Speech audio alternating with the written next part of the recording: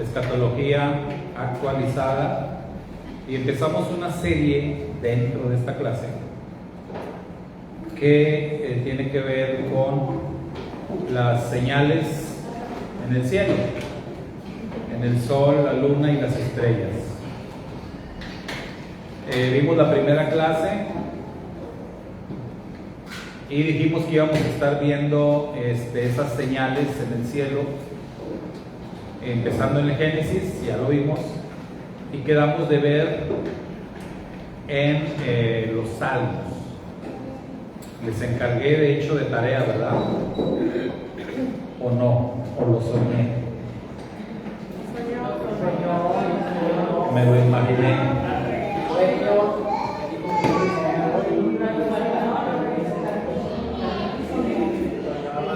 Fue un sueño profético. Bueno, dijimos que íbamos a ver qué nos decían los salmos de esto, de las señales en el sol, la luna y las estrellas. ¿Qué vimos? Para recordar, ¿qué vimos en el Génesis de estos astros, de estas luminarias que son el sol, la luna y las estrellas? Pues que son creación del Eterno. Muy bien, son creación del Eterno. ¿Qué más? Que el Eterno las estableció como señales. Muy bien, o sea, una función que cumplen el sol, la luna y las estrellas, además de darnos luz en el día, el sol, luz en la noche, la luna, las estrellas, fueron puestos como señales, como indicativos, ¿verdad? Entonces, ¿señales de qué? Del día y de la noche. ¿O para qué? Separar la luz de las tinieblas, el día de la noche, señales para los tiempos. Dijimos que iban a servir como señales de los tiempos, tiempos de santas convocaciones, pero también de tiempos proféticos, ¿verdad? Como dijo alguien. Entonces, ese es el rol que cumplen el sol, la luna y las estrellas. Y mencionamos también, además, que las estrellas se juntan o se agrupan y forman lo que se conoce como Matzerot en hebreo, o las constelaciones.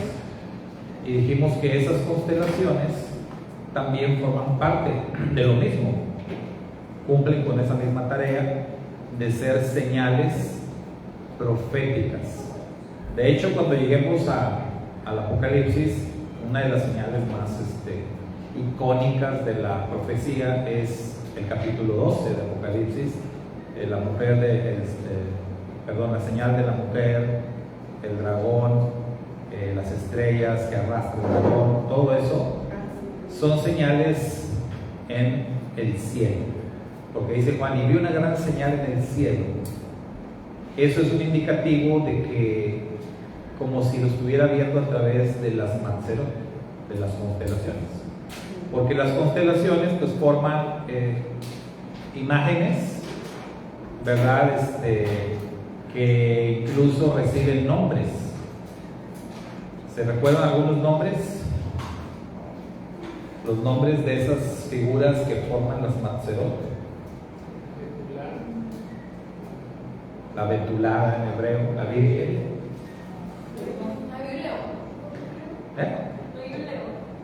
Sí, o sea, vaya. Todas las que conocemos. Sí, o sea, los que se conocen como los signos del zodiaco. Que si eres Piscis, que si eres Tauro, ¿de dónde viene eso? De las figuras no caprichosas, ¿verdad? Sino son figuras que el Eterno formó, figuras que están ahí, ¿verdad? En el cielo, y que son indicativos. También cada uno de los planetas en nuestro sistema desde la antigüedad han recibido nombres y no precisamente Júpiter, Saturno. O sea, más antiguamente tenían otros nombres. En el hebreo se les dan otros nombres. Y es importante también porque ya en conjunto el Sol, la Luna y las estrellas, las constelaciones, en cierta alineación con los planetas, forman figuras que son consideradas proféticas. Entonces se cree que eso fue lo que Juan vio en Apocalipsis 12. O sea, todo eso que él describe, todo eso se cree que lo formaron el Sol, la Luna, las estrellas y los planetas. Se alinearon de tal manera que él vio esa revelación. Entonces vamos a ver si alguien investigó algo respecto a los salmos. Sí, yo encontré 7 salmos, ¿ok? 7 salmos que hacen mención del Sol, la Luna y las estrellas. Vamos a ver, menciónanos uno. El Salmo 8, 3 y 4, que muestra la pequeñez del hombre ante la creación. Muy bien, vamos a leerlo. Búsquenlo por favor. Salmo 8, versos 3 y 4. Cuando veo tus cielos, obra de tus dedos, la luna y las estrellas que tú formaste, digo, ¿qué es el hombre para que tengas de él memoria y el hijo del hombre para que lo disfrutes? Muy bien. Cuando veo los cielos, obra de tus dedos, la luna y las estrellas que tú formaste.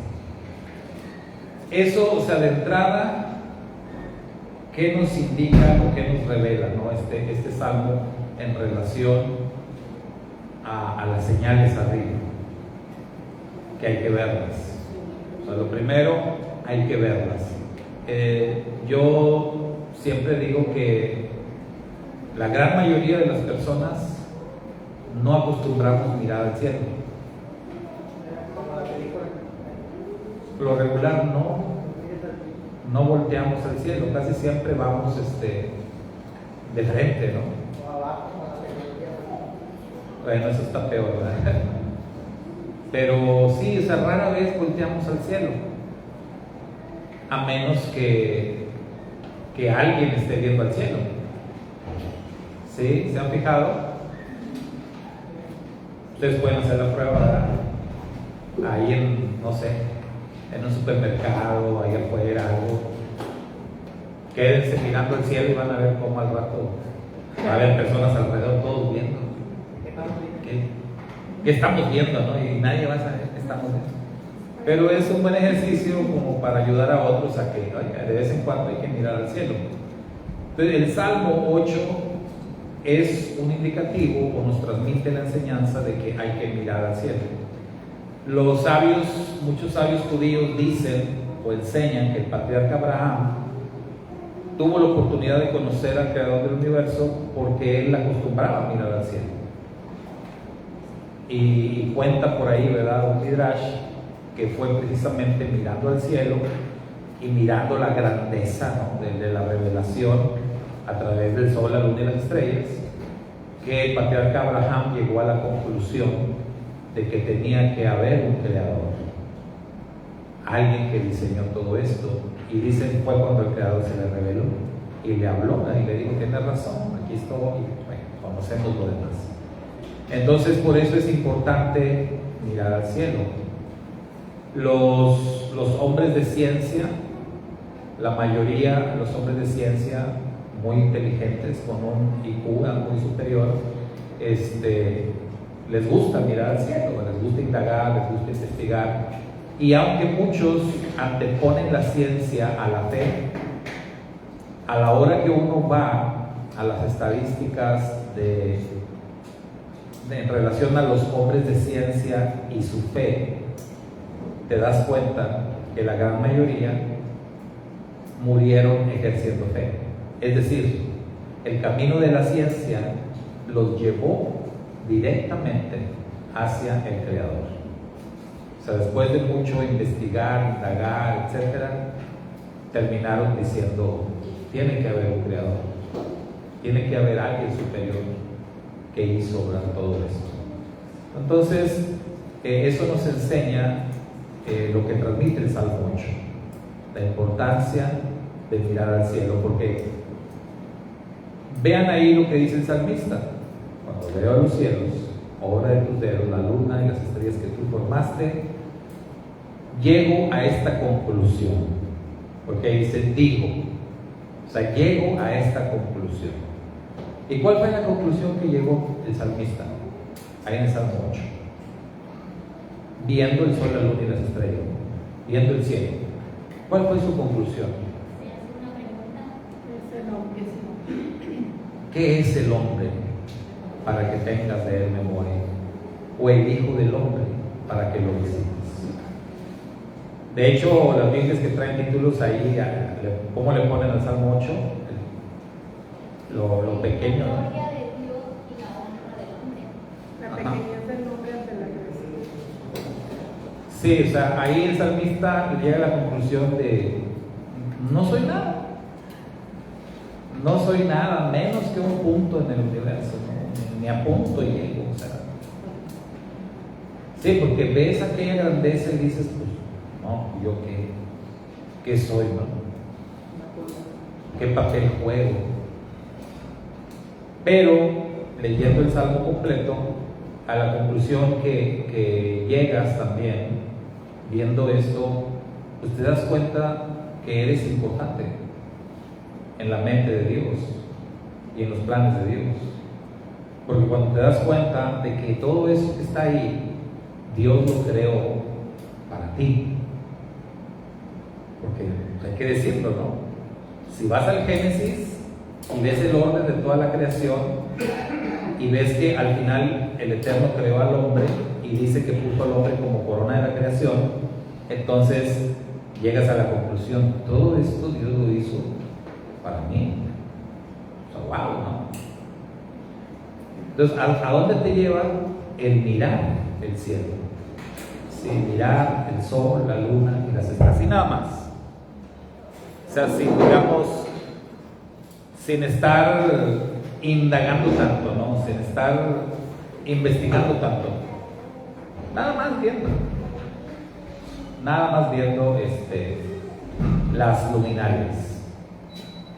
Vamos a ver otro salmo. ¿Alguien más? O nomás la hermana encontró. A ver, Marifelis. Dice, bueno, los salmos proclaman su gloria divina, alaban a su creador y manifiestan su grandeza. El Salmo 19:1. Muy bien, ¿cómo dice el Salmo 19? Los cielos proclaman la gloria de Dios y el firmamento despliega la destreza de sus manos. Ok, cuando usa el plural, ¿verdad? Los cielos, ¿se acuerdan la palabra hebrea para cielos? Shamayim, ¿verdad? Es el plural. No es el cielo, es los cielos. Algunos dicen que hay 3, otros que hay 7. ¿Quién sabe, no? Los cielos cuentan la gloria de Dios. El firmamento, cuando habla del firmamento, ¿de qué está hablando? De las estrellas, incluyendo el sol, la luna. Sol, luna, estrellas son del firmamento. Entonces los cielos cuentan la gloria de Dios. El firmamento anuncia la obra de sus manos. Entonces este salmo, ¿qué está diciendo en relación al sol, la luna y las estrellas? Que ellos anuncian es como hablan, proclaman, te hablan, pero la palabra anuncio es una palabra fuerte. O sea, no es como estás hablando normal o una plática normal. Un anuncio es como que, a ver, les tengo un anuncio. Entonces todos, un anuncio es diferente, no es cualquier cosa. Entonces ahí nos está diciendo que el sol, la luna y las estrellas transmiten anuncios acerca de los planes de Dios, porque ese término la obra de sus manos es como el trabajo de Dios, el proyecto de Dios o los planes de Dios. ¿Cuál es el proyecto de Dios del que habla la Biblia? Si lo vemos así, o en otras palabras, ¿verdad? ¿Cuál es el gran tema de la Biblia? Desde Génesis hasta Apocalipsis, ¿de qué habla la Biblia? ¿Cuál es el mensaje central, principal de la palabra de Dios? La redención. La redención. Así para decirlo en un solo término, ¿verdad? Más completo, ¿verdad? Pues diríamos la redención del hombre por medio de un redentor. Más completo. Pero en sí, la redención. Entonces, el firmamento anuncia la obra de sus manos, anuncia todo lo relacionado a la redención, porque es el tema que nos incumbe. O sea, no, ¿para qué querer andar indagando o queriendo saber si hay vida en otros planetas, si existen otros universos? Que si, a ver, a ti lo que te incumbe es qué va a pasar aquí, contigo, en tu planeta, donde tú vives, aquí. Ese es tu asunto, eso es lo que te incumbe. Los discípulos se acuerdan que preguntaron: ¿restaurarás el reino de Israel? Prácticamente, ¿qué se les dijo? Eso no te incumbe, eso no es asunto de ustedes. A ustedes lo que les incumbe es otra cosa, eso no. Entonces tenemos que también enfocarnos en lo que nos incumbe, en lo que es nuestro asunto, nuestros asuntos. Y la redención, por supuesto que nos incumbe. La redención es nuestro asunto. Si queremos saber, si queremos aprender más de la redención, una pista que nos da ahí el Salmo es que el firmamento nos habla de eso. Hoy nosotros, bendito el Eterno, ¿verdad?, tenemos acceso a la Biblia, pero ya hemos dicho otras veces, durante muchos siglos la gente no tenía acceso a la palabra de Dios. Si querían aprender más de Dios, se las tenían que arreglar. Por eso mucha gente miraba al cielo, por eso mucha gente estudiaba las estrellas, querían saber más del Creador o encontrar al Creador. Entonces, durante milenios, la manera de buscar, de encontrar o de conocer al Creador del universo, ¿cómo creen que fue? Mirando al cielo.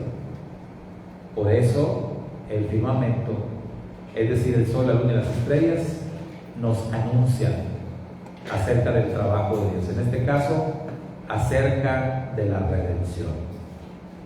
Por eso, otra vez, cuando lleguemos a Apocalipsis 12, esa señal que se formó en el cielo y que Juan vio, ¿qué nos dice? ¿Cuál es el anuncio que hay detrás de eso? ¿Verdad? Muy bien, otro salmo. El 104, verso 19. 104, 19. A ver, alguien más que lo lea por acá. Salmo 104, 19.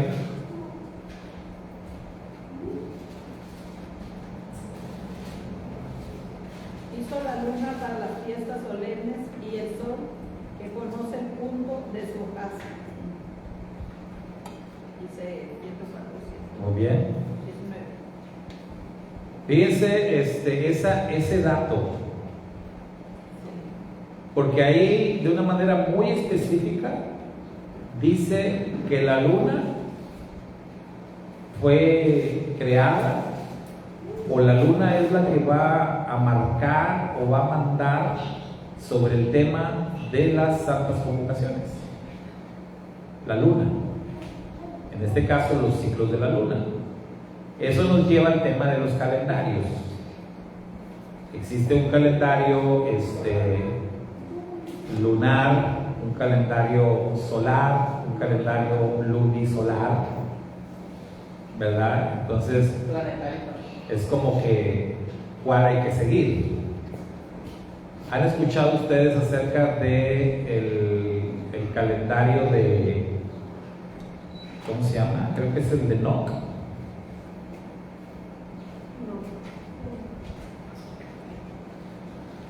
O sea, además de los calendarios que conocemos, hay quienes siguen ese otro calendario.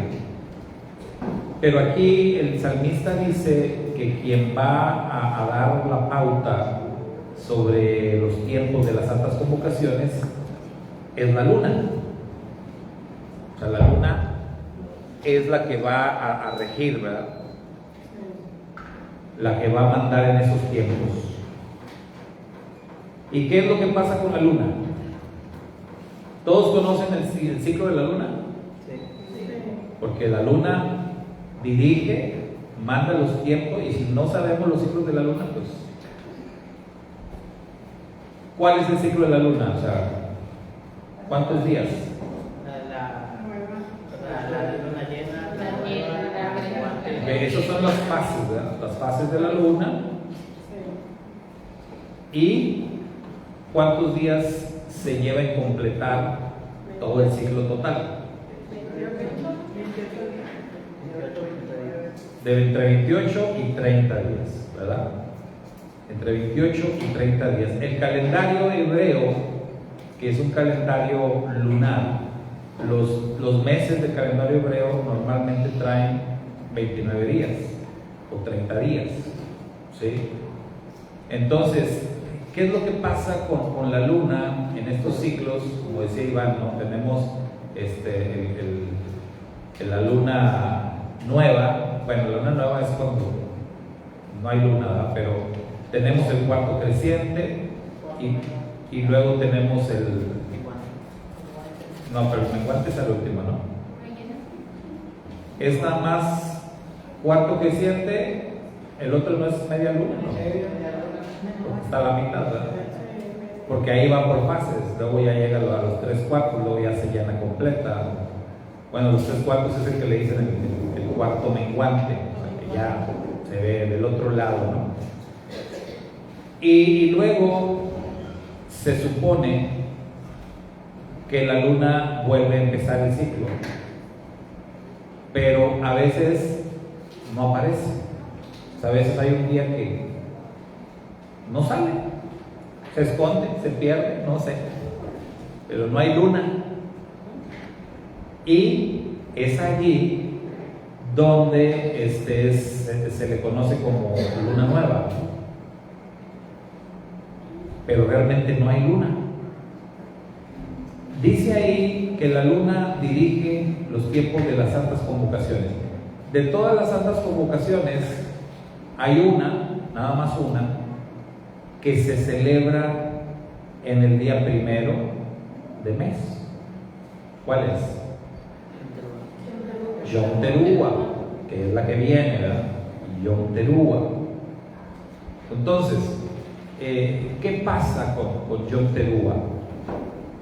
Para celebrar Yom Teruah, entonces, enseñan los sabios en los tiempos antiguos, ¿qué se tenían que hacer?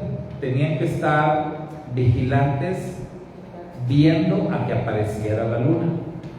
La luna, que dijimos, cuarto creciente, ¿verdad? Que apareciera. Pero no era seguro que apareciera. Entonces, ellos podían tener todo listo para celebrar, pero si la luna no aparecía, suspendían. No apareció la luna hasta la siguiente noche. Ya sabían que en la siguiente noche sí iba a aparecer. Entonces, en los tiempos modernos, ¿qué hicieron en ese tema, en el calendario? Sobre todo con Yom Teruah. Y en general, con todos los Rosh Chodesh, que son cabeza de mes, día 1 de mes, en el calendario hebreo.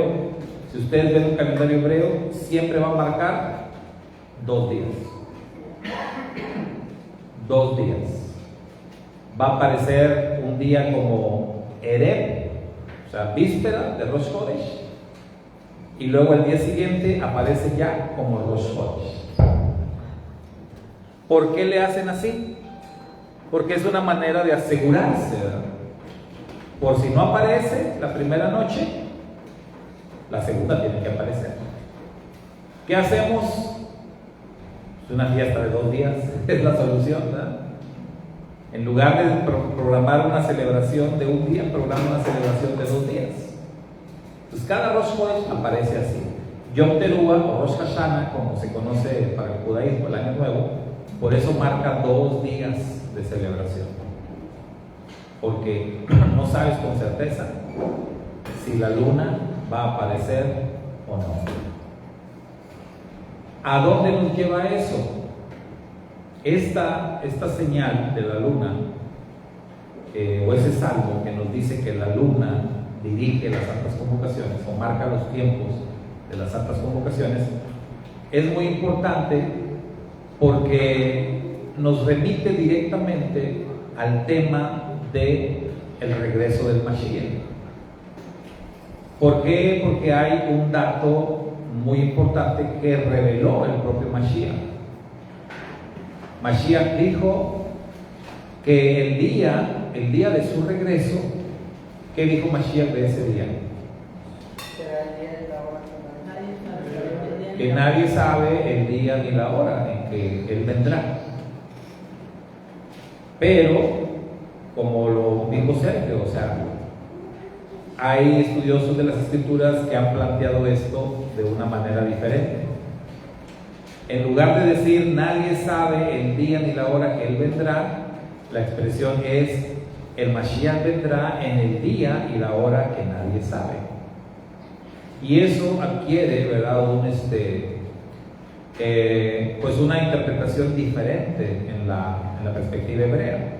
¿Por qué? Porque en la perspectiva hebrea existe un día que así se llama, así le conocen, ese es el nombre de ese día. Ese día se llama el día y la hora que nadie sabe. ¿Cuál es ese día? Cada primero de mes. Todos los días primero de mes, en la cultura hebrea, se llaman así. O sea, no nada más Rosh Chodesh, primero de mes o cabeza de mes. También le dicen el día y la hora que nadie sabe, Yom HaKeshek en hebreo. Oye, ¿cuándo va a ser? Va a ser el día y la hora que nadie sabe. Y ellos entienden bien a qué día se refiere. ¿Por qué? Porque es el día que se supone que va a aparecer la luna, pero a veces no aparece. Entonces por eso dicen, pues va a ser el día y la hora que nadie sabe, ¿verdad? Entonces por eso, cuando Yeshua dijo que Él regresaría en el día y la hora que nadie sabe, los judíos entendieron de qué estaba hablando. Ellos entendieron, pues va a regresar en un día primero de mes, ¿verdad? Es lo que está diciendo, va a regresar en un día primero de mes, en un día y hora que nadie sabe. Ellos lo tenían claro. Y por eso es que también el Rab Shaul, cuando le escribe a los tesalonicenses, en uno de los versos, una de las cartas a los tesalonicenses, el Rab Shaul les dice, ustedes no tienen necesidad de que yo les diga respecto a este tema, porque ustedes ya saben el día que el Señor vendrá. Caray, pues ¿cómo que ellos ya sabían? ¿No se supone que nadie sabe? Entonces nada más los tesalonicenses sabían y no nos dijeron, ¿o cómo? Es una referencia a lo mismo, que ellos sabían qué significaba el término el día y la hora, que nadie sabe. Sabían eso, él va a regresar en un día primero de mes. Pero, ¿cuántos días primero de mes hay en el calendario? En el calendario hebreo hay 12 y a veces 13, ¿verdad? Porque a veces hay un 13º mes. Hay todo un mes completo para el día y la hora que necesitas. Sí.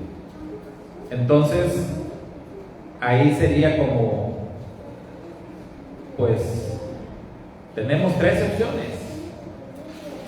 Pero, otra vez, recurriendo a las señales en el cielo, recurriendo a lo que nos revela el sol, la luna y las estrellas, recurriendo al tema de las santas convocaciones, y que cada una de las santas convocaciones nos revela algo acerca del Mesías, entonces ya las opciones se reducen, porque ahí ya tenemos que decir, ok, tenemos 13 opciones o 13 días del calendario con ese nombre, el día y la hora que nadie sabe, pero tenemos nada más uno que se conecta con una santa convocación, y es Yom Teruah. Y por eso es que muchos comentaristas, estudiosos y sabios de las Escrituras llegan a la conclusión de que el Mashiach regresará en un día de Yom Teruah. Eso sí, ¿qué año? No, quién sabe, ¿verdad? O sea, tampoco no podemos asegurar que este año va a ser, aunque algunos ya están asegurando que sí, pero no podríamos asegurarlo. O a estas alturas, como ya está muy cerca, sí tendríamos que decir, pues faltan señales por cumplirse, entonces no creo. Pero el próximo, quién sabe. Entonces, esas señales o revelaciones que nos dan el sol, la luna y las estrellas, como hemos visto en estos salmos que ya mencionamos, nos revelan cosas muy importantes en los planes de la redención, incluso hasta el día que el Mashiach va a regresar. Y esa es una conclusión que pues la mayoría de los escatólogos aceptan como algo muy coherente con lo que dicen las Escrituras.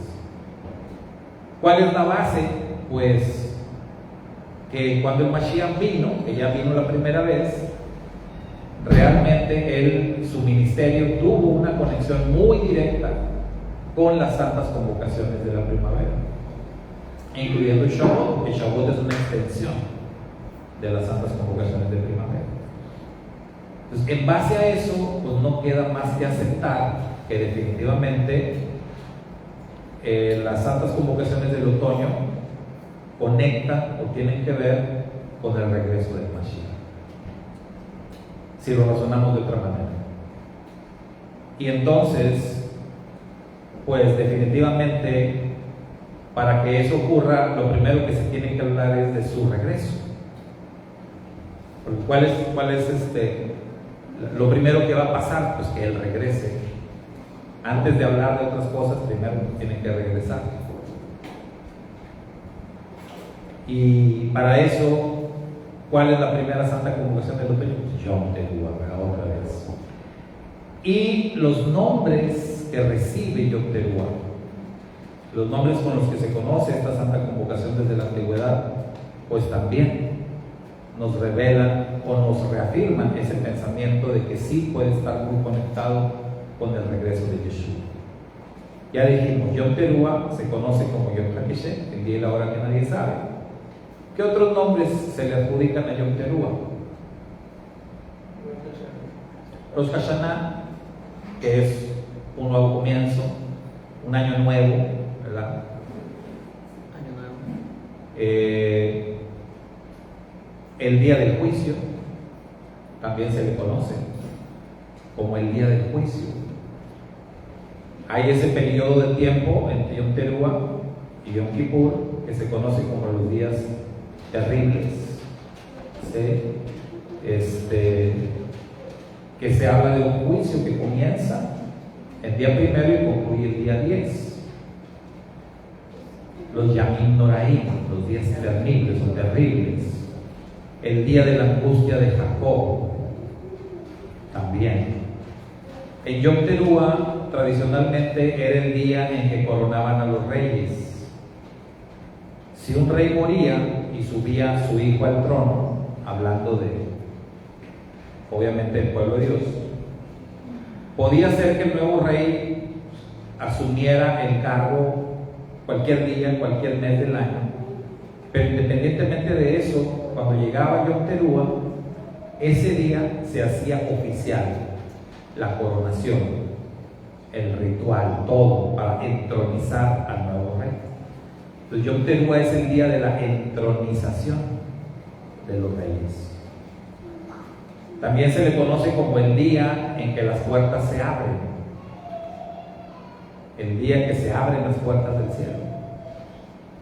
Ese es otro nombre. Entonces, si revisamos todos los nombres, todos conectan o se relacionan con el regreso de Yeshua. También se le conoce como el día de la resurrección de los muertos. Todos esos son nombres muy antiguos.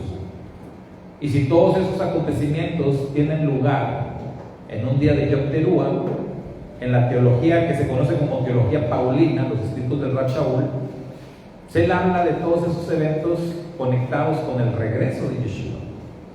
Pues por eso es que se ha llegado a esa conclusión. Pero para llegar a todo eso, se jugó un papel fundamental estudiando el sol, la luna y las estrellas. Si no se hubieran estudiado los astros, si no, los sabios no se hubieran tomado la molestia de mirar al cielo, de analizar el firmamento, de buscar respuestas, no tuviéramos nosotros ese conocimiento hoy en día.